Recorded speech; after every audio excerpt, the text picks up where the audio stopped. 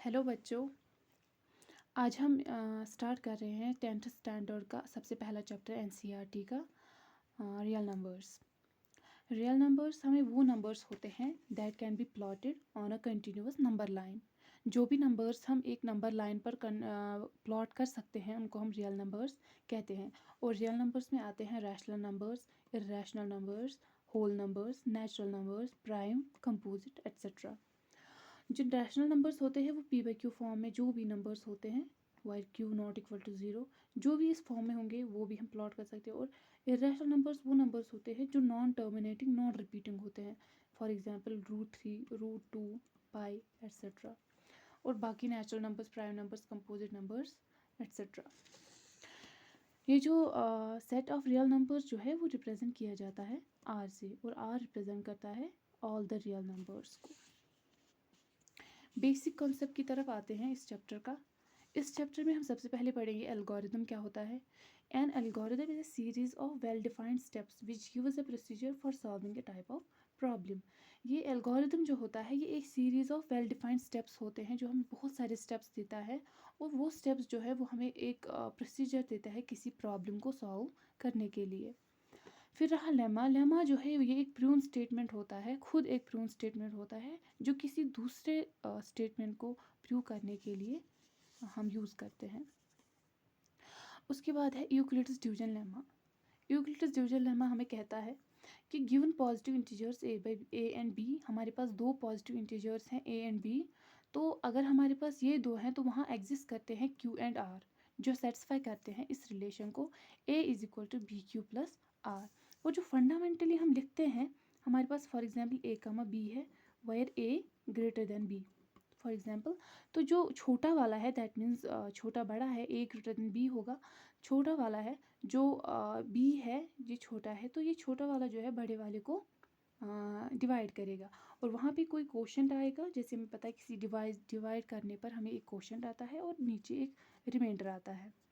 इन्हीं की रिलेशन को हम ऐसे लिखते हैं, जो ए है जो डिविडेंट होता है ए, उसको divisor into quotient plus remainder लिखा जा सकता है, यानी A is equal to B into Q plus R. वहाँ आर जो है वो लेस देन बी होना चाहिए और ग्रेटर और इक्वल टू ज़ीरो होना चाहिए। इसके बाद हम पढ़ेंगे यूक्लिड्स डिवीजन लेमा जो है इसकी एप्लीकेशन क्या है। For two numbers a and b, अगर हमारे पास दो नंबर्स है पॉजिटिव इंटीजर्स है ए एंड बी, तो अगर हमें इन दोनों का एचसीएफ कंप्यूट करना है, वो एचसीएफ कंप्यूट करने के लिए हम यूज़ करते हैं यूक्लिड्स डिवीजन लेमा। और इस यूक्लिड्स डिवीजन लेमा से हमें किसी भी ए एंड बी के लिए क्यू एंड आर मिल जाता है। फिर उनके बीच एक रिलेशनशिप जैसे हमने अभी तक डिस्कस किया कि A is equal to B Q plus are, जहाँ आर लेस देन बी होगा, ग्रेटर और इक्वल टू ज़ीरो होगा, जो हमने ऑलरेडी डिस्कस किया है। और ऐसे हम इस यूक्लिड्स डिवीजन लेमा से सीरीज ऑफ स्टेप्स मिलता है जो हमें किसी प्रॉब्लम को सॉल्व करने के लिए लगता है, जैसे फॉर एग्जांपल किसी दो नंबर्स का एचसीएफ कंप्यूट करने के लिए। इसके बाद है यूक्लिड्स डिवीजन एल्गोरिदम। जैसे हमने अभी तक देखा ईडीएल यूक्लिड्स डिवीजन लेमा जो है वो हमें किसी दो पॉजिटिव इंटीजर्स का एचसीएफ कंप्यूट करने के लिए यूज़ होता है। फॉर एग्जांपल हमारे पास सी एंड डी है, फॉर एग्जांपल दो नंबर्स है और सी ग्रेटर देन डी हम सपोज करते हैं, तो हम इस पर जो है यूक्लिड्स डिवीजन लेमा यूज़ करेंगे। वहाँ से हमें सी एंड डी के लिए क्यू एंड आर मिलेंगे, और उन क्यू एंड आर से हम एक रिलेशन लिख सकते हैं जैसे हम अभी तक लिखते थे C is equal to d q plus are.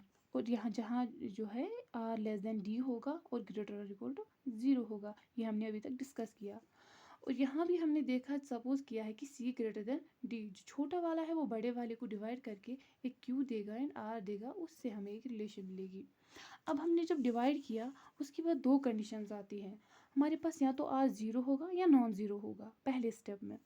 अगर R ज़ीरो है तो हमारा जो डी है इसी स्टेप में जो हमारा डिवाइज़र होता है जो यहाँ पे लाई करता है वो हमारा HCF of C and D आ जाएगा। अगर आर ज़ीरो नहीं है तो उसके केस में हम दोबारा से फिर से यूक्लिड्स डिवीजन लेमा फिर से अप्लाई करके इस बार जो है आर से डिवाइड करते हैं, ये वाला डिवाइज़र जो है यहाँ तक आएगा, और फिर आर से डिवाइड करेंगे डिवाइज़र को। यहाँ से भी कोई रिमाइंडर आएगा, क्वोशंट आएगा, रिमाइंडर आएगा R2, फॉर एग्जाम्पल इसको मानेंगे R1 हम। तो R1 D को करेगा डिवाइड, तो वहाँ से हमें R2 मिलेगा। तो फिर अगर R2 फिर से ज़ीरो ना हुआ तो ये प्रोसेस कंटिन्यू रहेगी। इस बार जो है R2 R1 को फिर डिवाइड करके आगे चलेगा, और ये स्टेप्स तब तक कंटिन्यू चलते रहेंगे जब तक हमारा जो है रिमाइंडर ज़ीरो नहीं आ जाता। और जिस स्टेप पे हमारा रिमाइंडर ज़ीरो आ जाएगा, फॉर एग्जांपल किसी nth स्टेप पे हमारा रिमाइंडर ज़ीरो आ जाता है, तो इस nth स्टेप का जो डिवाइज़र है वही HCF of those two original number C and D होगा। जिन दोनों का हम कंप्यूट कर रहे थे उनका वो वाला डिवाइज़र हो HCF होगा जहाँ पे हमारा R जो है रिमाइंडर ज़ीरो आ जाएगा। आई होप आपको समझ आया होगा। अब हम सीधे आ जाते हैं एग्जाम्पल 1 पे, जहाँ पे हमें समझ आए, जहाँ पे हम अप्लाई करेंगे, जहाँ पे हमें कंप्यूट करना है HCF ऑफ टू नंबर्स, और वहाँ पे हम यूक्लिड्स डिवीजन एल्गोरिथम यूज़ करेंगे।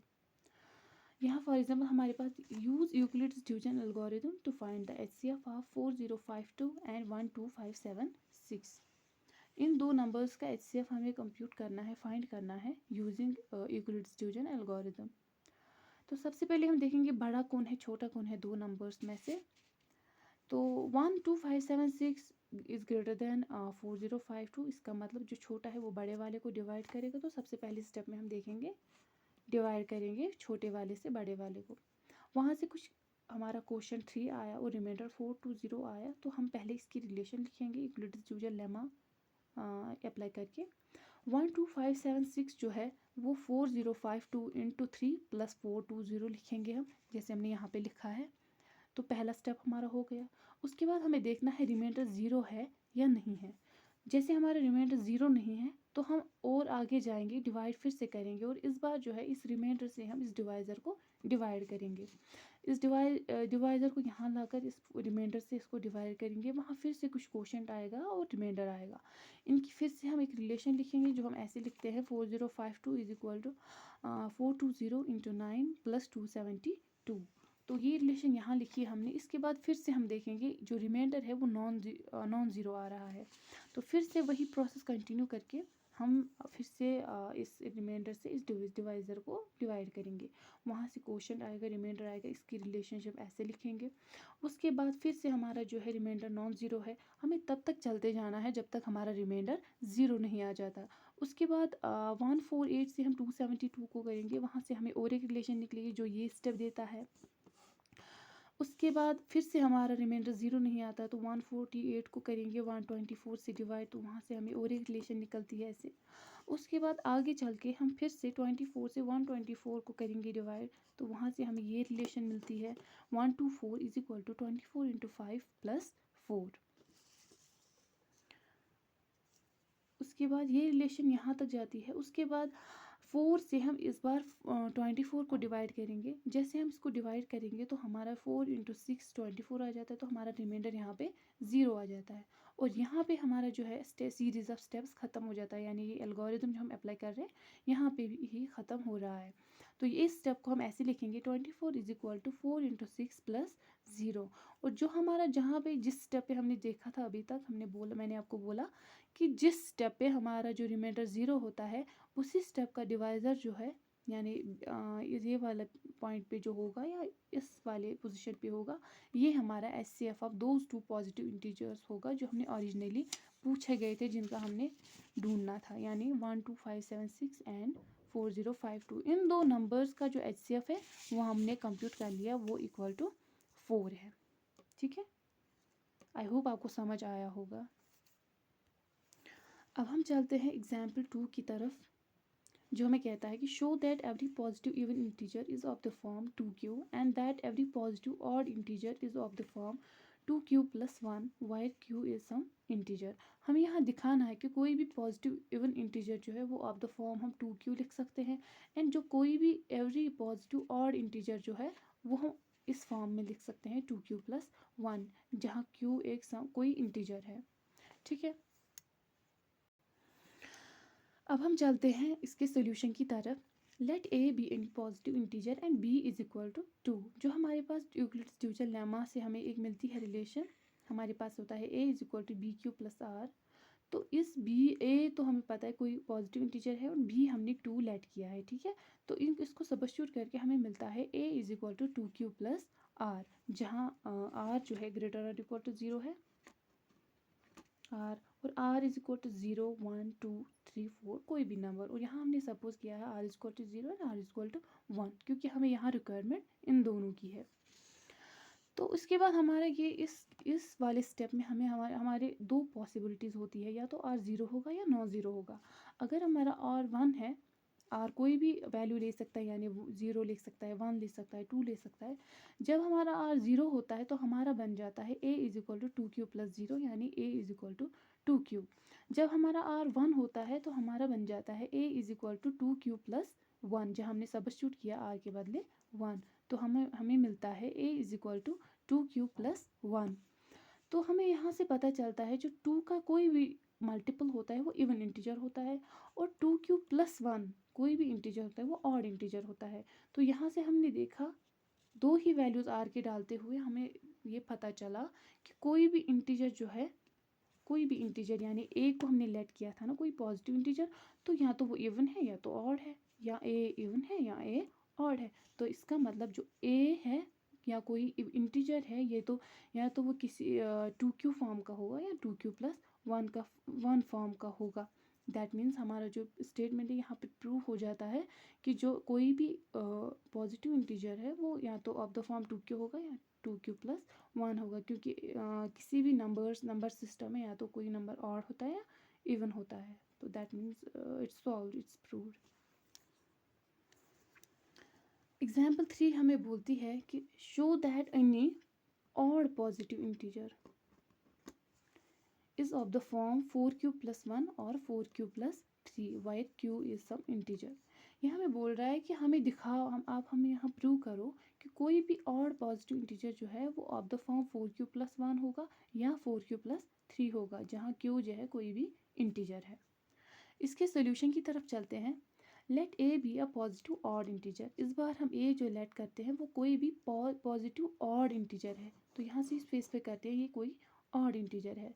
बाई यूक्लिड्स डिवीजन एल्गोरिदम, इस एल्गोरिदम को फॉलो करते हुए जैसे हमें रिलेशन मिलती है ए is equal to B Q plus r, इस रिलेशन में हम डालेंगे ए जो है हमने बोला है कि कोई पॉजिटिव ऑड इंटीजर है, और बी हम लेट करेंगे 4, ठीक है। तो हमें मिलता है ए is equal to 4q plus are, जहाँ आर जो है लेस देन 4 होगा, ग्रेटर आर इक्वल टू 0 होगा, और आर जो है हमारा 0 1 2 3 कोई भी नंबर हो सकता है।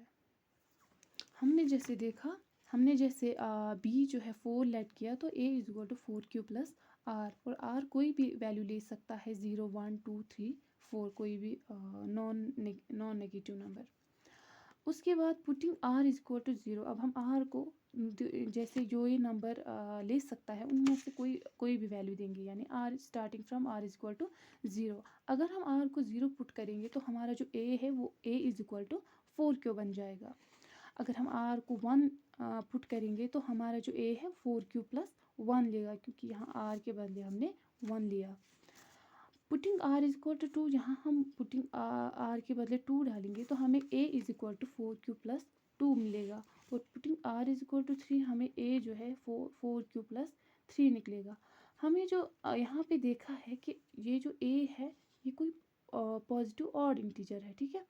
तो जैसे हमें पता है या तो कोई भी नंबर या तो इवन होगा या ऑड होगा, तो जो हमें हमारा ये हम देख सकते हैं, तो ये जो है 4 का कोई भी मल्टीपल जो है वो इवन होता है, ठीक है, सिर्फ 4 का मल्टीपल। उसके बाद 4q प्लस 1 ये हम कंप्यूट कर सकते हैं कि ये ऑड है, क्योंकि 4 का तो या तो कोई नंबर पॉजिटिव नंबर या तो ऑड होगा या इवन होगा, तो यहाँ पे 4q अगर इवन है तो इसका प्लस 1 जो है वो ऑड ही होगा। उसके बाद 4q प्लस 2, एक तो 4q खुद इवन है, प्लस 2 हो जाएगा वो फिर से इवन हो जाएगा, दैट मीन्स ये भी इवन है। और इसके बाद a is equal to 4q plus 3, तो इसमें ऑड नंबर ऐड हो रहा है, दैट मीन्स ये भी ऑड है। तो इससे हमें ये पता चला जो ये ए का वैल्यू हमें मिलता है इवन मिलता है, ए का वैल्यू हमें 4q प्लस 1 ऑड मिलता है, ए का वैल्यू 4q प्लस 2 इवन मिलता है, ए का वैल्यू 4q प्लस 3 ऑड मिलता है। तो इससे हमने ये देखा कि जो कोई भी 4q या 4 क्यूब + 2 या कोई भी 4 क्यूब+ इवन नंबर हमें इवन ही देगा। और यहाँ पे हम ये प्रूव कर सकते हैं कि कोई भी ऑड इंटीजर, पॉजिटिव इंटीजर जो है ए का वैल्यू हम लिख सकते हैं, वो हम ऐसे लिख सकते हैं 4 क्यूब + 1, 4 क्यूब + 3, 4 क्यूब+ कोई ऑड इंटीजर। दैट मीन्स जो कोई भी ऑड इंटीजर है वो of the form 4 cube + 1 and 4 cube + 3 हम लिख सकते हैं। तो हैंस प्रूव्ड हमने प्रूव कर लिया है। इसके बाद एग्जाम्पल 4 हम देखेंगे। एट स्वीट सेलर हैज़ 420 काजू बर्फीज़ एंड 130 बादाम बर्फीज़। एक मिठाई वाले के पास 420 काजू बर्फ़ी है और 130 बादाम बर्फ़ी है। She wants to stack them in such a way that each stack has the same number and they take up the least area of the tray. एक ट्रे में हमें फॉर एग्जाम्पल स्टैक्स भरने हैं, यानी डब्बे फॉर एग्जाम्पल भरने हैं, और यह इन डब्बों में हमें ये बर्फीज़ डालनी है। ये बोल रहे हैं कि हम एक स्टैक में ऐसे कितने कितने डालेंगे, 2 टाइप ऑफ बर्फीज़, ताकि सब स्टैक्स में सेम नंबर ये सारे स्टैक्स में जो है हम 420 काजू बर्फीज़ और 130 बादाम बर्फीज़ को कैसे एडजस्ट करेंगे इन ईच स्टैक, सो दैट जो नंबर ऑफ़ जो ये है ईच स्टैक जो है, ईच स्टैक जो है नंबर ऑफ़ बर्फीज़ जो है वो सेम है, जो नंबर ऑफ़ बर्फ़ी जो है वो इक्वल है हर एक स्टैक में, हर एक डब्बे में, और जो स्टैक्स है कम अज़ कम हम भर सके, और ताकि वो इस ट्रे में कम अज़ कम जगह ले सके। दैट मीन्स हमें बोलना है कि हमें ऐसे एक्चुअली बोलना है कि एक स्टैक में हम कितनी बर्फ़ियाँ काजू की डालेंगे और कितनी बर्फ़ियाँ बादाम की डालेंगे, ताकि हर स्टैक में इक्वल नंबर ऑफ़ बर्फ़ीज़ आ जाए और नंबर ऑफ़ स्टैक्स जो है, नंबर ऑफ़ डब्बे भर जाएँ वो कम अज़ कम हो, ताकि इस ट्रे में वो कम अज़ कम एरिया ले सके। तो दैट मीन्स हमें देखना है, हमें इसमें सीधे ही देखना है कि HCF ऑफ 420 एंड 130 निकालना है, ताकि हम देख सकें कि पूरे एक डब्बे में हमें कितने नंबर ऑफ़ बर्फीज़ डालने हैं, इस टाइप के और इस टाइप के। ठीक है, तो ये हमें देगा maximum number of barfis in each stack, क्योंकि एक डब्बे में हमें मैक्सिमम नंबर ऑफ़ बर्फ़ी आने चाहिए, ताकि इस ट्रे में हम कम अज़ कम number of stacks, number of डब्बे डालें। तो हमें देखना number of stacks will be least. Okay, using Euclid's division algorithm, तो HCF हमें HCF निकालने के लिए हमें यही यूज़ करना होता है, यही थ्योरम। तो उसके लिए हम क्या करते हैं, जो छोटा है उससे बड़े वाले को डिवाइड करेंगे। जैसे हम छोटे से बड़े वाले को डिवाइड करेंगे तो हमें कुछ क्वेश्चन निकलेगा, 3 0 3 3 9, 3 1 3, तो वहाँ से हमें कुछ रिमाइंडर 30 निकलेगा। इसको रिलेशन बनाएंगे 420 is equal to 130 into 3 plus 30। तो ऐसे ही हम ये वाले, उसके बाद हमारा जो रिमाइंडर ये नॉन ज़ीरो आएगा, तो इसको फिर से हम 130 को 30 से डिवाइड करेंगे, वहाँ से हमें ये रिलेशन निकलेगी। उसके बाद जो रिमाइंडर है हमारा फिर से नॉन ज़ीरो 10 आएगा, उसके बाद 10 से हम डिवाइड करेंगे 30 को, तो वहाँ से 30 is equal to 10 into 3 plus 0। तो दैट मीन्स हमारा जो नंबर ऑफ़ स्टैक्स है यहाँ पे जो है रिमाइंडर ज़ीरो आ गया, और जिस स्टेप पे हमारा रिमाइंडर ज़ीरो आ गया, उस स्टेप का जो डिवाइज़र है ये वाले इस पोजीशन पे बी वैल्यू पे है, A is equal to BQ plus R, जो बी वैल्यू होगा वही हमारा HCF होगा। That means HCF of 420 and 130 is 10। Okay, that means number of stacks, number of डब्बे जो हम भर सकते हैं एक ट्रे में, लीस्ट नंबर ऑफ़ स्टैक्स, और जिनमें मैक्सिमम नंबर ऑफ़ बर्फ़ी होंगे वो नंबर 10 होगा। ठीक है, आई होप आपको समझ आया होगा। और इन स्टेप्स को करने के लिए, जैसे हमने पहला स्टेप ऐसे किया, उसके बाद दूसरा स्टेप हम ऐसे कर सकते हैं, जैसे हमारा रिमाइंडर ज़ीरो नहीं है तो हम इस 30 से 130 को करेंगे डिवाइड।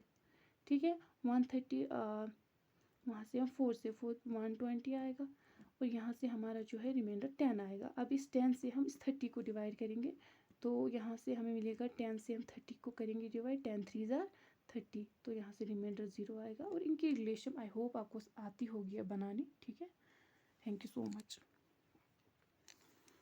जितना हमने अभी तक किया है बस अभी स्टार्टिंग ही है, इंट्रोडक्टरी पार्ट ही था इस चैप्टर का। तो अगर कहीं भी कोई डाउट है या कोई कुछ पार्ट रह जाता है, लेफ्ट पर हुआ है, तो काइंडली कमेंट करके बोले मुझे बच्चों, and I will try to clear the concepts, basic concepts. Thank you. Kindly subscribe the channel and follow and like and share the content that I will be sharing with you people.